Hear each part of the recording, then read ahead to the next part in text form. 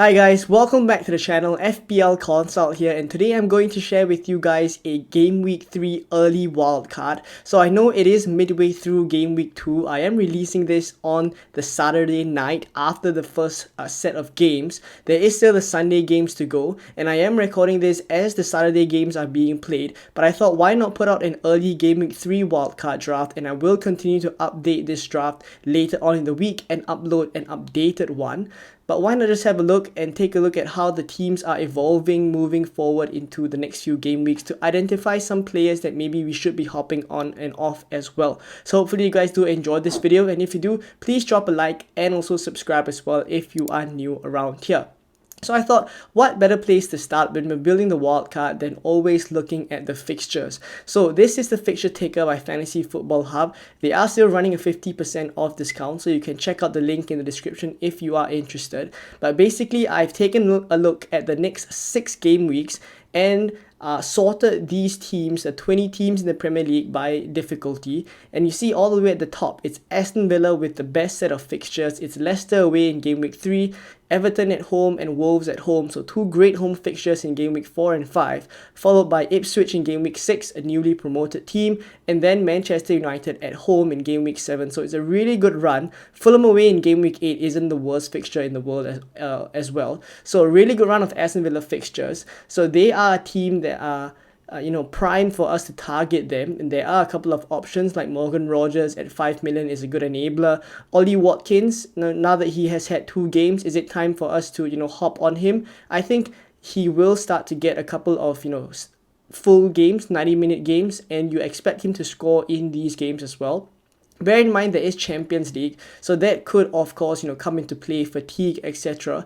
But you probably will want him in your team as well, and maybe an Aston Villa defender, right? So there we go with the Aston Villa fixtures. Ipswich are next up here, and they are with a pretty good run of fixtures too as well, despite them being a newly promoted side. Maybe you can go for a Leif Davis as well. Not too many Ipswich players, but just one would be fine. And then from Everton, I think currently they are third on the fixture ticker, but they aren't performing very, very well. Some of their key defenders also have not returned yet. They have not put up very convincing performances. So I think maybe a team to ignore. Arsenal are also very high up here because they have just finished the Aston Villa game. So with that being played, they have Brighton in Game Week 3. Sure, it is 2 tougher fixtures in Tottenham away and Man City away in Game Week 4 and 5. But after that, from Game Week 6 onwards, I imagine we would all want to start tripling up on Arsenal. So do bear in mind that Arsenal are quite high up the fixture ticker as well, and we would want to be tripled up on them come Game Week 6. So maybe start with about 2 for Game Week 3. So that's the plan for this wild card as well. Southampton being here is interesting. Brentford away, Manchester United at home, Ipswich at home, Bournemouth away. The only tough game I see, like out and out tough game across these maybe 6 game weeks, is potentially Arsenal away. Manchester United at home is arguably an alright fixture as well. So, I mean, good run of fixtures for Southampton. There's not a lot of, great options aside from maybe Armstrong and Brereton Diaz. So we'll speak about them in the draft later on. Liverpool, still up here in the fixture taker, one of the better teams with good fixtures still. So I would advise still to, have a couple of Liverpool players. And obviously in Game Week 5, when Man City have Arsenal, that's when Liverpool have Bournemouth at home. Mo Salah is a great captaincy shout then as well. So there has to be a plan to try and get Mo Salah by Game Week 5 if we're not starting with him.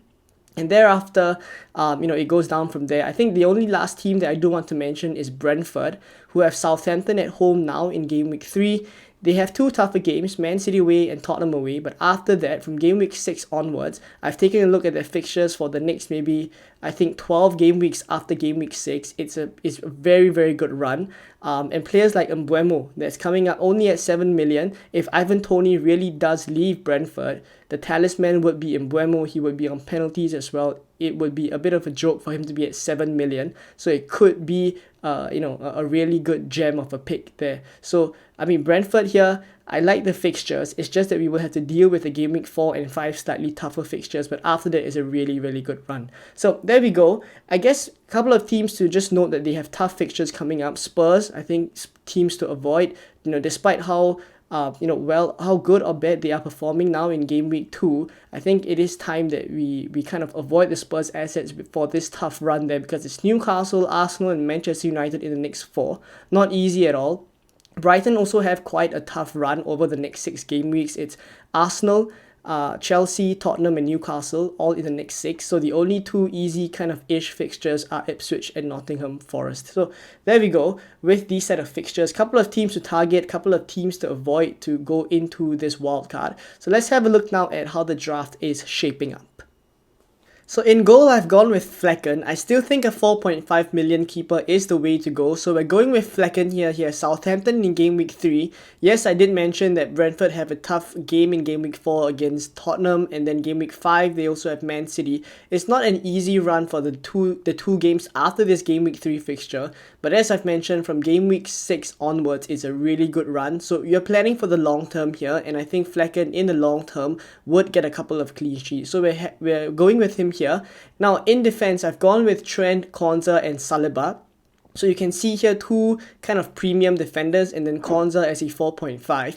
I've mentioned that Liverpool have good fixtures still. I think Trent is still a player to target. His numbers have been really good. I mean, even in game week 1 we already saw how he has continued to be very attacking.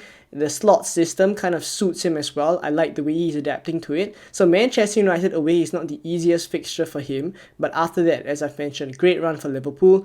Konza as well here, Leicester away. Aston Villa top of the fixture ticker at 4.5. You want to go for a rather nailed Aston Villa defender, then Konza is the one to go for. Saliba here, I've chosen him over Gabriel for a couple of reasons. I think when we are looking long term for Arsenal defenders, they have quite a couple of replacements on the bench, like Calafiori will come into the mix soon.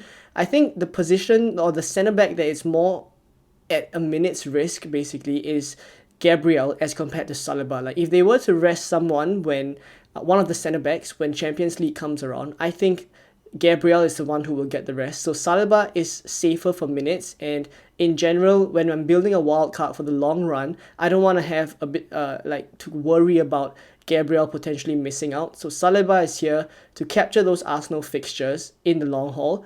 Game week 4 and game week 5 is tougher fixtures. You could potentially bench Saliba in game week 5 against Man City, and there will be bench options that you see later on, but I think you can actually start him in game week 4 against Tottenham. Like, I don't mind that fixture at all. Looking at the way that Arsenal are defending at the moment, I just really like it. So I do think like with these 3 defenders, you capture great fixtures, and there is some form of attacking threat from Saliba, though not as great as Gabriel, but you do have to make a bit of a sacrifice in terms of attacking threat to go for safer expected minutes. Trent as well, attacking threat is great. Konza here to cover those fixtures for Aston Villa. So we've gone with this back 3. Let's take a look at the midfield. So in midfield, it's Jota, Rodgers, Mbeumo and Saka. So one look and you see there is no Mo Salah here. Not to worry, there is a plan to get Mo Salah by game week 5, and I will speak about that later on when we look at the forwards. But for now, I have Jota here to cover the Liverpool fixtures. I know the Liverpool fixtures are quite good, especially in game week 4 and 5 that's coming after this Manchester United fixture. But I think Jota is still first choice. Like the way that it's going for Liverpool at the moment, it seems as if Jota would still be first choice. He's likely probably only going to get 75 to 80 minutes. I don't think he finishes the games, but given that he starts and he gets significant enough minutes, I like the way that he's so clinical that any chance that he gets, he usually puts it away. So he's here to cover Mo Salah. I think you can't really ever cover Mo Salah, but I just don't mind having a Liverpool attacker that also is pretty much a starter at the moment, and he is a midfielder playing a forward position in real life. So a bit of, I guess, gains to be made here with Jota at 7.5. There will be plans to get Mo Salah in, as I've mentioned later on. That could be for Jota if he starts to lose his place later on, maybe from game weeks 4 or 5, if he starts to get taken off slightly earlier. Then I think Jota to Mo Salah is definitely a move that is, that is something that this draft that you're going with can consider.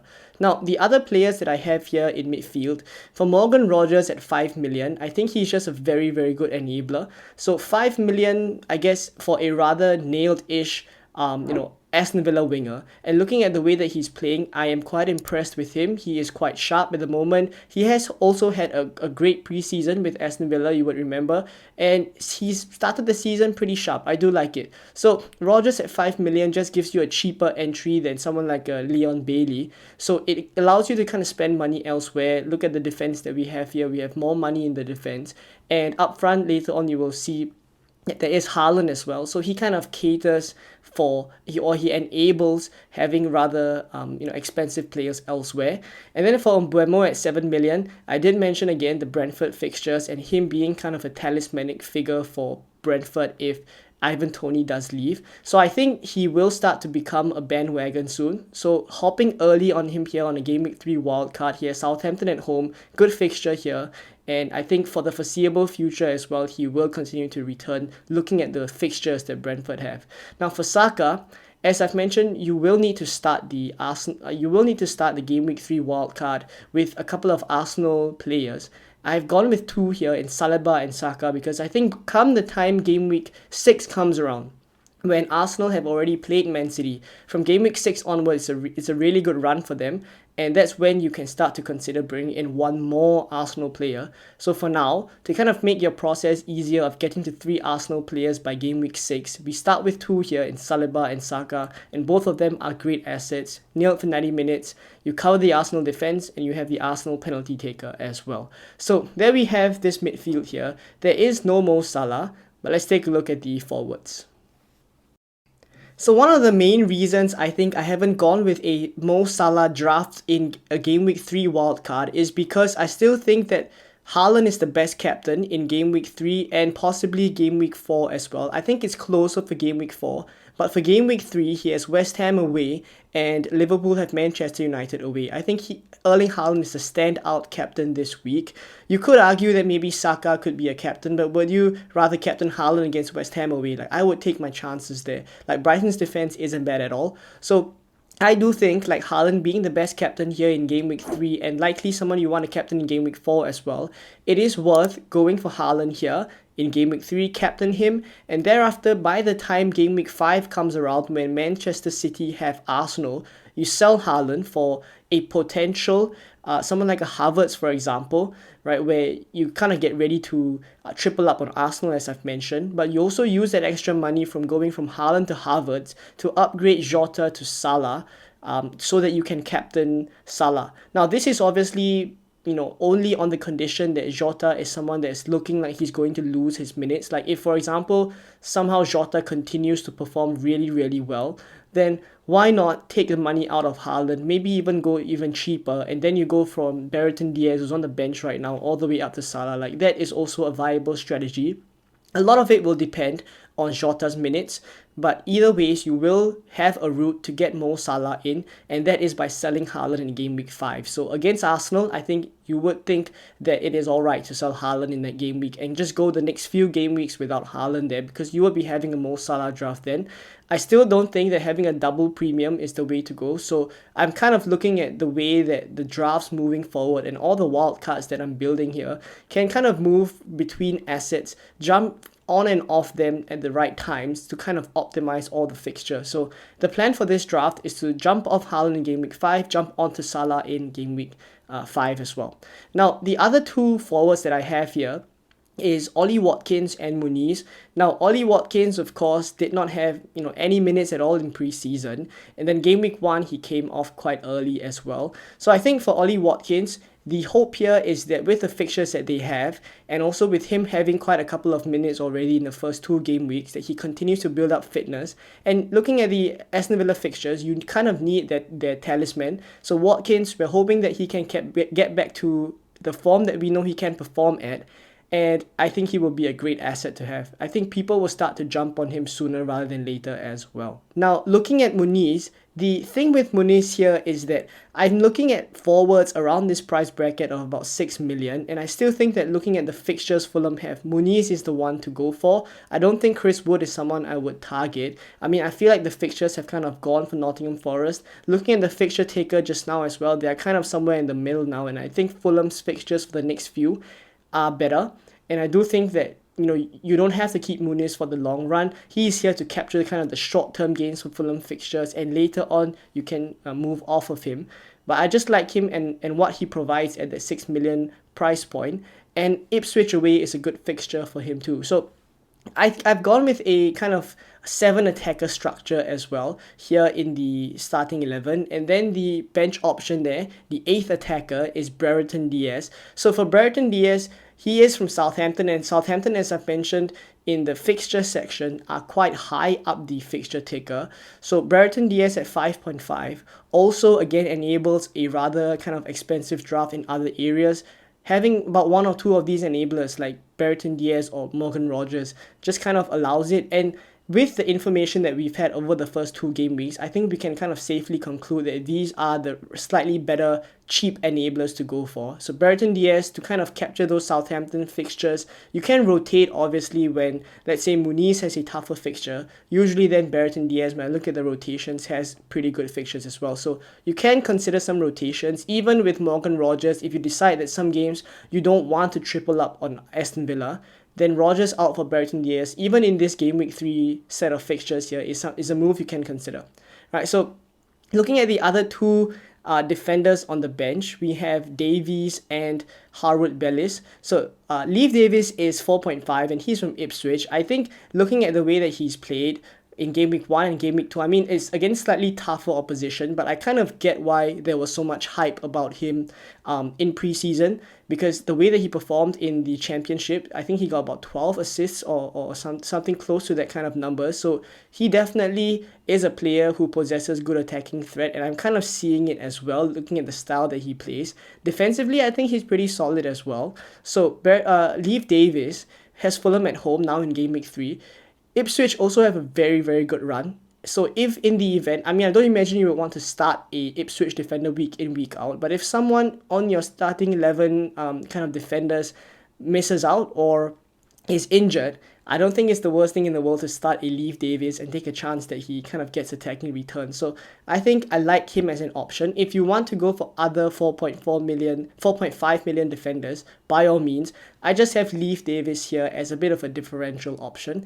And then Harwood Bellis at 4 million is just a bench enabler, 4.0 kind of bench fodder. So Valdemarson, as I've said, is the backup keeper. He comes in for Flecken, and there's only these 2 Brentford keepers for the moment. So there we go with this draft. The team value is 99.5. There's 0.5 in the bank. So you can obviously, choose to upgrade some areas if you want to. And then kind of discussing a little bit as to whether you could maybe go for Salah from the start instead of going for Haaland, then I think you would maybe consider having one Man City player, because the fixtures are still there for them in game week 3 and game week 4. Game week 5 is the one where it's tougher for them. So I think if you do want to go without Haaland and just have Salah maybe in place of Jota, maybe you could consider Phil Foden or even Kevin De Bruyne, depending on how many minutes they do get in game week 2 as well. So again, this is the early Game Week 3 wildcard draft. Let me know your thoughts down in the comments below. If you are on this strategy, how does your draft look like at the moment after the first set of games? And I will upload, as promised, a updated Game Week 3 wildcard draft later on in the week. So do keep a lookout for that. But for now, thank you for watching to this point. I hope you enjoyed it. Please drop a like. Please do subscribe. And I will see you guys in more Game Week 3 content coming very soon. Bye-bye.